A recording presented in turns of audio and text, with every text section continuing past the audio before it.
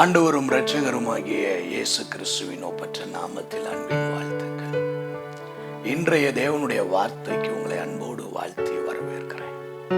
இன்று நாம் தியானிக்கும்படி தெரிந்து கொள்ளப்பட்ட வேத பகுதி அப்போஸ்தலனாகிய பவுல் ரோமருக்கு எழுதின நிருபம் 4வது அதிகாரம் 18வது வசனம். உன் சந்ததி இவ்வளவாயிருக்கும் என்று சொல்லப்பட்டபடியே தான் அநேக ஜாதிகளுக்கு தகப்பன் ஆவதை நம்புகிறதற்கு ஏதுவல்லாதிருந்தும் அதை நம்பிக்கையோடே விசுவாசித்தான். ஆபிரகாமுக்கு ஆண்டவர் 75 வயதிலே தரிசனமாகி வாக்கு கொடுத்தார். உன்னை ஆசீர்வதிப்பேன், உன் சந்ததியை ஆசீர்வதிப்பேன், உன் சந்ததியை எண்ணி முடியாத அளவுக்கு நான் பெருக பண்ணுவேன் என்று ஆண்டவர் வாக்கு கொடுத்தார். அவன் அந்த வார்த்தையை நம்பி புறப்பட்டு வந்தான். வருடங்கள் பல கடந்து போய்விட்டது. சரீரம் செத்து போய்விட்டது. சாராளுடைய கர்ப்பம் செத்து போய்விட்டது.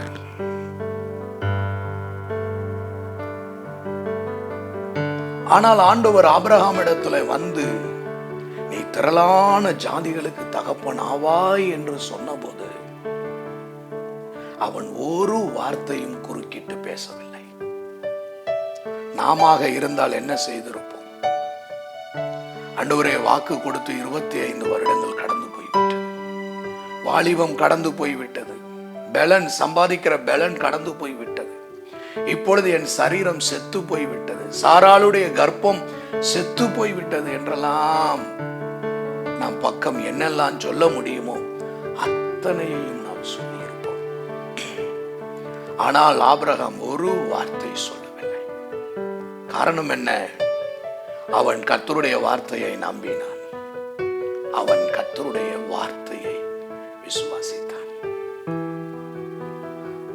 அவன் தன்னுடைய திறமையை நம்பவில்லை, தன்னுடைய சாமர்த்தியத்தை நம்பவில்லை.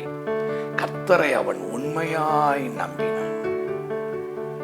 தேவன் அவனுக்கு கொடுத்த வாக்கு தத்தத்திற்கு எதுவும் காகிதத்தில் எழுதி வாக்கு தரவில்லை.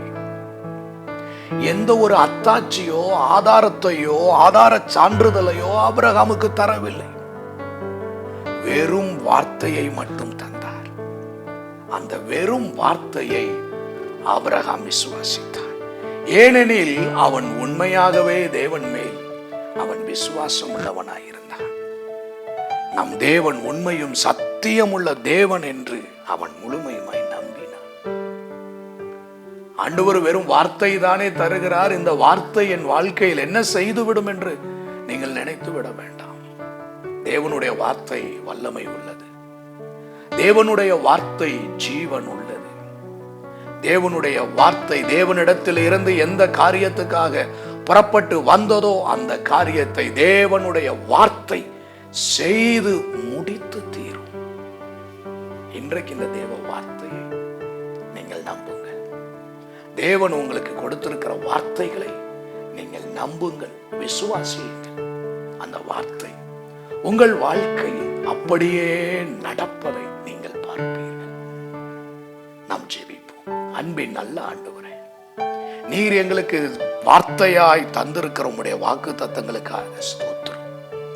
உம்முடைய வாக்கு தத்தங்கள் ஒவ்வொன்றும் கிறிஸ்து இயேசுவுக்குள் ஆம் என்றும் ஆமேன் என்றும் இருக்கிறது. இந்த வார்த்தைகள் எங்கள் வாழ்க்கையில் பலிக்கட்டும். இயேசுவின் நாமத்தில்